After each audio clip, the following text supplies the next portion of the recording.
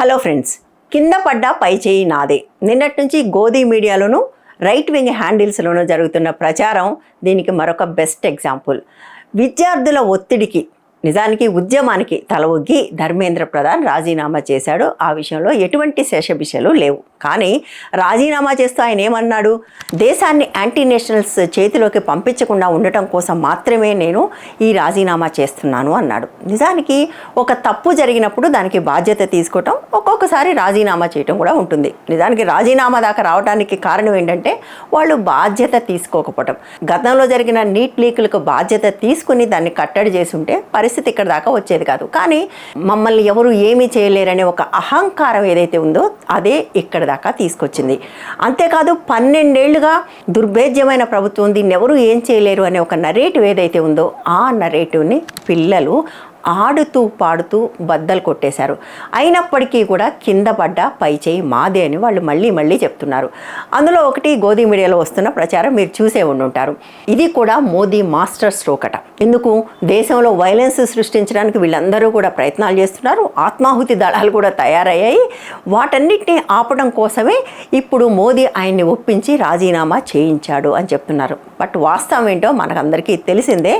ధర్మేంద్ర ప్రధాన్ రాజీనామా నుంచి మోదీ రాజీనామా వైపు డిమాండ్ మారుతూ ఉన్న నేపథ్యంలో వాళ్ళు పరిస్థితి మరీ దిగజారుతుందని అర్థమైన తర్వాత మాత్రమే ఈ నిర్ణయం తీసుకున్నారన్న విషయం మనందరికీ తెలిసిందే. అయితే ఇప్పుడు లీక్ తర్వాత ఏం జరుగుతుంది, ఇక లీక్లు ఉండవా అని కూడా చాలామంది ప్రశ్నిస్తున్నారు. దీనికి సంబంధించిన వార్తల కిందకు వచ్చి లీక్లు ఉండొచ్చు, ఈ ప్రభుత్వానికి లీకుల్ని ఆపగలిగే శక్తి ఉందని కూడా ఎవరు అనుకోవట్లేదు. కానీ లీకులు జరిగితే దానికి కాన్సిక్వెన్సెస్ ఉంటాయి అనేది మాత్రం ఈసారి చాలా స్పష్టంగా అయింది. ఎందుకంటే లీకులు అనేవి ఇప్పుడు కాదు కదా, కొన్నేళ్లుగా జరుగుతున్నాయి. నీట్ అయితే పెట్టిన దగ్గర నుంచి లీకే అవుతుంది. ఇన్ని లీకులు జరుగుతున్నా కూడా వాళ్ళు దాన్ని అలా కొనసాగించడం అనేదే కదా ఇంతవరకు తీసుకొచ్చింది. కాబట్టి ఇక ముందు లీకులు జరిగితే కాన్సిక్వెన్సెస్ స్ట్రాంగ్గా ఉంటాయి అనే మెసేజ్ అయితే డెఫినెట్గా ప్రభుత్వానికి వచ్చింది. అయితే లీకులు ఇంకెక్కడా జరగట్లేదా, కేవలం కేంద్రంలోనే జరుగుతున్నాయా అనే ప్రశ్నలు కూడా చాలామంది వేస్తున్నారు. నేను గత వీడియోలో కూడా చెప్పాను, కేంద్రంలో జరిగినప్పుడు చెల్లించే మూల్యం చాలా ఎక్కువ. నీటి విషయానికే తీసుకుంటే 20 లక్షలకు పైగా విద్యార్థులు దీంతో ఎఫెక్ట్ అయ్యారు. అట్లాగే సిబిఎస్ఈకి సంబంధించి కూడా అన్ని లక్షల మంది ఎఫెక్ట్ అయ్యారు. కాబట్టే డీసెంట్రలైజ్ చేయాలి. నేను సెంట్రలైజ్ చేస్తాను అన్నప్పుడు, నేను మోస్ట్ పవర్ఫుల్, నేను మోస్ట్ కాంపిటెంట్ అన్నప్పుడు అదంతా కాంపిటెంట్గా జరపాలి. కానీ సెంట్రలైజ్ అయిన దగ్గర నుంచి కూడా కంటిన్యూస్గా లీక్ అవుతూనే ఉంది. అయితే ఈ లీకులకి కేవలం ఈ ప్రభుత్వం మాత్రమే కాదు, మనకు తెలిసి తెలంగాణలో బీఆర్ఎస్ ప్రభుత్వం కూడా మూల్యం చెల్లించింది. 2024 ఎన్నికల్లో ఇక్కడ బీఆర్ఎస్ ప్రభుత్వానికి అత్యంత ప్రతికూలత నిరుద్యోగుల నుంచే వచ్చింది. ఎందుకంటే ఇక్కడ ఉద్యోగాల కోసం పెట్టిన పరీక్షా పత్రాలు లీక్ కావటం వల్ల, పరీక్షలు రద్దు కావటం వల్ల తీవ్రంగా ఆగ్రహించిన నిరుద్యోగులే ఇక్కడ ప్రభుత్వాన్ని కూడా మార్చేశారు. సో లీకులకు కాన్సిక్వెన్సెస్ ఉంటాయి. రాష్ట్రాల్లో ఆల్రెడీ తెలుసు, ఇప్పుడు కేంద్రానికి కూడా తెలిసింది. ఈ సందర్భంగా మనం మరికొన్ని విషయాలు కూడా ఈ ఉద్యమానికి సంబంధించి మాట్లాడుకోవాలి. ఈ ఉద్యమం కొంతమంది చేశారు. నిజానికి 2 లక్షల మంది వస్తే ఎన్డీటీవీ లాంటి వాళ్ళు దాన్ని 20,000 అని చెప్పారు. మనం అది కూడా చూసాము. బట్ లక్షలాది మంది పిల్లలు కేవలం జూలై 20న మాత్రమే కాదు, తర్వాత కూడా వచ్చారు. ఈ రాజీనామా న్యూస్ వచ్చే సమయానికి ఢిల్లీ పోటెత్తుతూ ఉంది. అందుకోసమే వాళ్ళు ఈ నిర్ణయం తీసుకోవాల్సి వచ్చింది. నిజానికి వాంగ్చుక్ నిరాహార దీక్షని విరమింపజేస్తే తగ్గుతుంది అనుకున్నారు, కానీ అది తగ్గకపోవడంతో తప్పనిసరి ఇక్కడ దాకా వెళ్ళొచ్చారు. శుక్రవారం సాయంత్రం దాకా కూడా ధర్మేంద్ర ప్రధాన్ రాజీనామా అనేది కార్డ్స్లో లేదు. శనివారం ఉదయానికి పరిస్థితి చేయి దాటుతుంది అని గ్రహించిన తర్వాత మాత్రమే చేసిన పని అది. అయితే ఈ సందర్భంగా ఈ ఉద్యమానికి సంబంధించి కొన్ని విషయాలు మాట్లాడుకోవాలి. ఇది కొంతమంది పిల్లలు చేశారు, వాళ్ళందరూ విద్యార్థులు కాదు. ఇలాంటి నరేటివ్స్ మనం విపరీతంగా చూసాము. బట్ పిల్లలు ఈ నరేటివ్స్ అన్నిటినీ బ్రేక్ చేశారు. ఎందుకంటే ఇవాళ ఇన్స్టాగ్రామ్ జనరేషనే ఈ మూమెంట్ని నడిపించింది, సపోర్ట్ చేసింది, ముందుకు కూడా తీసుకెళ్ళింది.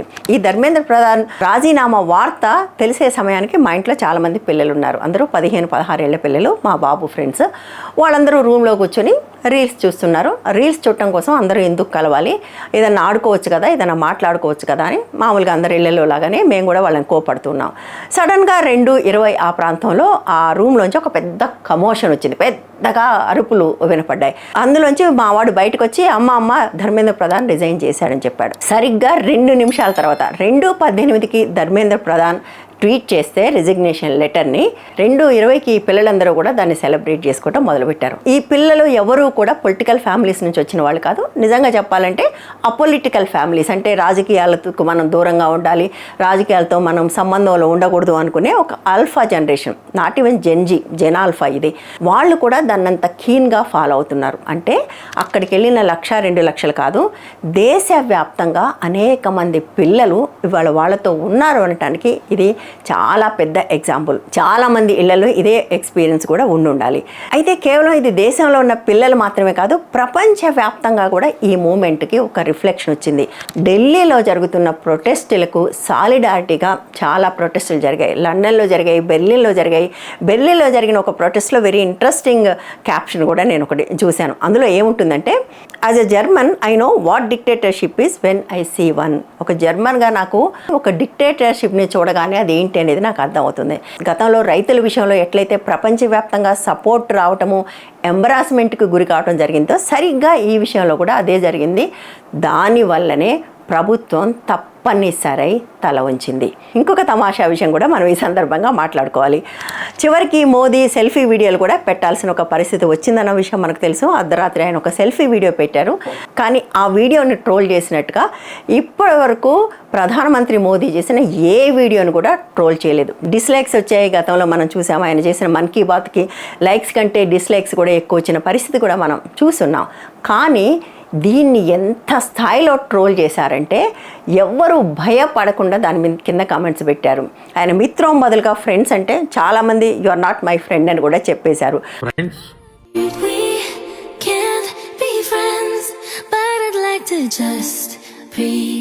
ఇక్కడ కూడా కింద పడ్డా మాదే పై చెయ్యి అనే స్ట్రాటజీ. ఇటువంటి సందర్భంలో ఆయన ఒక వీడియో చేస్తే డెఫినెట్గా చాలామంది చూస్తారు.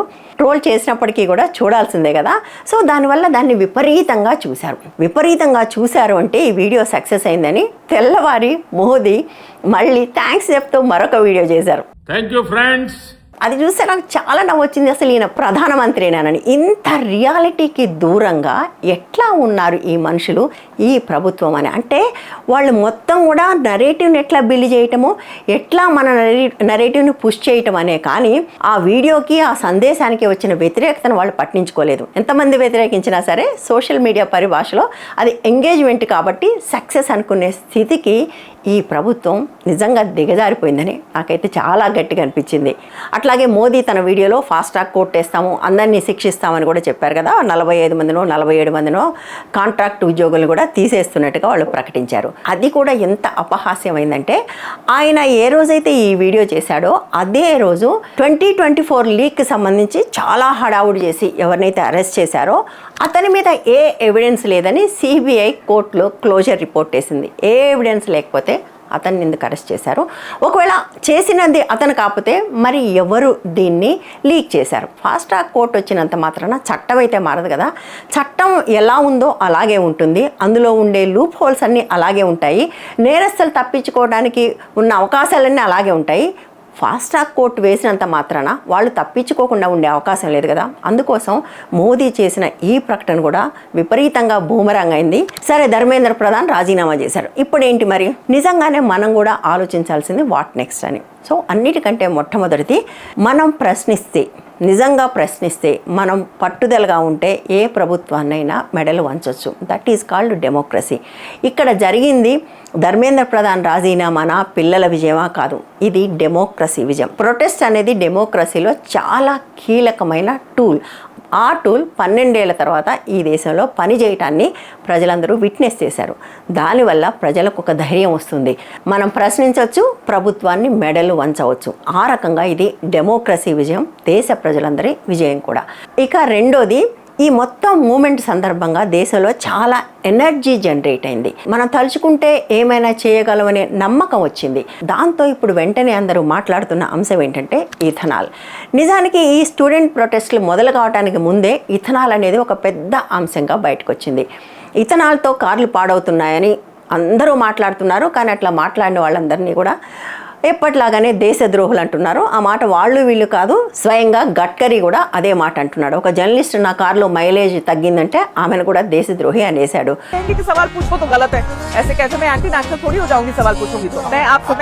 సో ఎవరు ప్రశ్నించినా వాళ్ళని దేశద్రోహులని ఈ నరేటివ్ ఏదైతే ఉందో అది ఇంకా నడవదు అనే విషయం ప్రభుత్వానికి కూడా అర్థమైంది. ముఖ్యంగా ఈ ప్రభుత్వాన్ని, ఈ పార్టీని విపరీతంగా ఆరాధిస్తున్న మిడిల్ క్లాస్కి మొదటిసారి వేడి తగులుతుంది ఇథనాల్ పెట్రోల్ రూపంలో.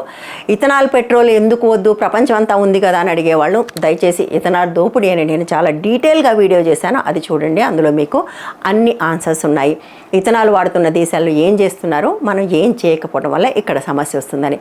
సో నెక్స్ట్ నేను అనుకోవటం ఇథనాల్ అనే అంశం ప్రధానంగా ఎజెండా మీదకి రాబోతుంది.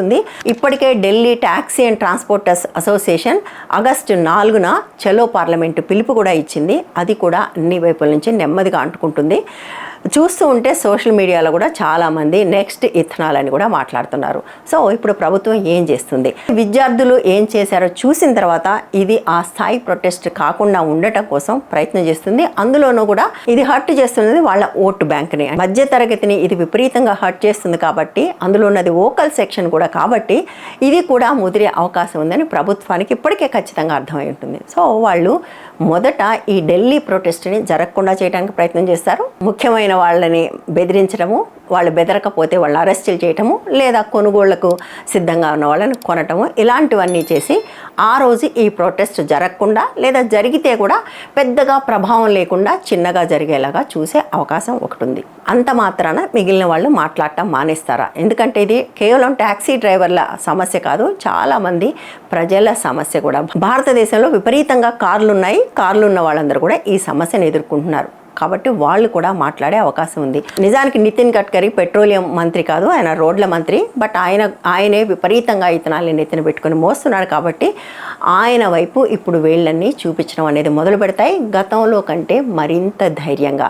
గతంలో లాగా నా మైలేజ్ పడిపోయింది అంటే నువ్వు దేశద్రోహివి అని గడ్కరీ కూడా అనే సాహసం చేయకపోవచ్చు. అంతవరకు అయితే ఇది ఒక విజయమే కదా. అంతకు మించి ప్రజలు ముందుకు వెళ్తారా లేదా అన్నది బహుశా నెక్స్ట్ 1-2 వీక్స్లో మనందరికీ కూడా తెలుస్తుంది. ఈ వీడియో నచ్చితే లైక్ చేయండి, షేర్ చేయండి, ఛానల్ని సబ్స్క్రైబ్ చేయండి, వీలైతే ఛానల్ని సపోర్ట్ కూడా చేయండి. Thank you.